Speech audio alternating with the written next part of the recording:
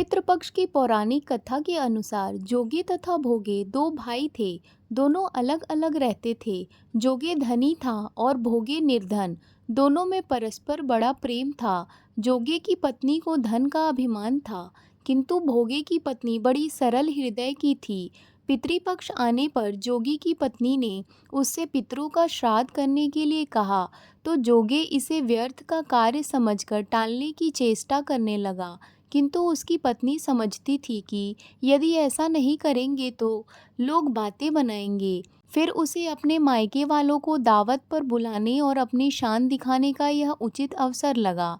फिर वो बोली, आप शायद मेरी परेशानी की वजह से ऐसा कर रहे हैं, किंतु इसमें मुझे कोई परेशानी नहीं होगी। मैं भोगे की पत्नी को बुला लूंगी, दोनों मिलकर सारा काम कर लेंगी। फिर उसने जोगे को अपने पीहर न्योता देने के लिए भेज दिया।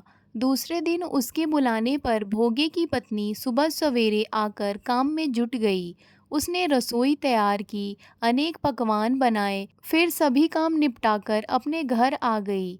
आखिर उसे भी तो पितरों का श्राद्ध तर्पण करना था।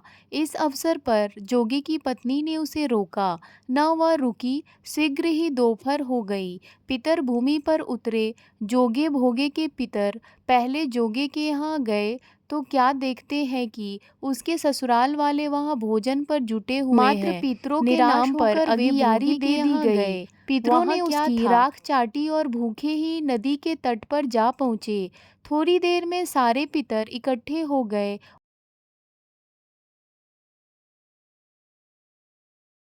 और अपने अपने यहाँ के श्राद्धों की बड़ाई करने लगे। जोगे भोगे के पितरों ने भी अपनी आप बीती सुनाई। फिर वे सोचने लगे, अगर भोगे समर्थ होता तो शायद उन्हें भूखा न रहना पड़ता, मगर भोगे के घर में तो 2 जून की रोटी भी खाने को नहीं थी। यही सब सोचकर उन्हें भोगे पर दया आ गई। अचानक वे नाच नाच कर गाने लगे, भोगे के घर धन हो जाए, भोगे के घर धन हो जाए। सांझ होने को हुई। भोगे के बच्चों को कुछ भी खाने को नहीं मिला था। उन्होंने माँ से कहा, भूख लगी है।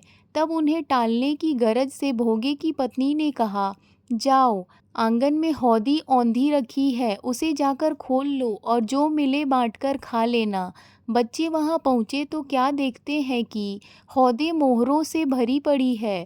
वे दौड़े दौड़े माँ के पास पहुँचे और अपनी माँ को सारी बातें बताईं। आंगन में आकर भोगे की पत्नी ने यह सब कुछ देखा तो वह भी हैरान रह गई। इस प्रकार भोगे भी धनी हो गया, मगर धन पाकर वह घमंडी नहीं हुआ। दूसरे साल का पितरपक्ष आया। श्राद्ध के दिन भोगी की स्त्री ने 56 प्रकार के व्यंजन बनाए, ब्राह्मणों को बुलाकर श्राद्ध किया, भोजन कराया, दक्षिणा दी। जेठ जेठानी को सोने चांदी के बर्तनों में भोजन कराया। इससे उसके पितर बड़े प्रसन्न तथा तृप्त हो गए। दोस्तों, यह थी जोगे और भोगे की पितृपक्ष की कहानी। यह कथा हम सभी लोगों को अवश्य सुननी चाहिए।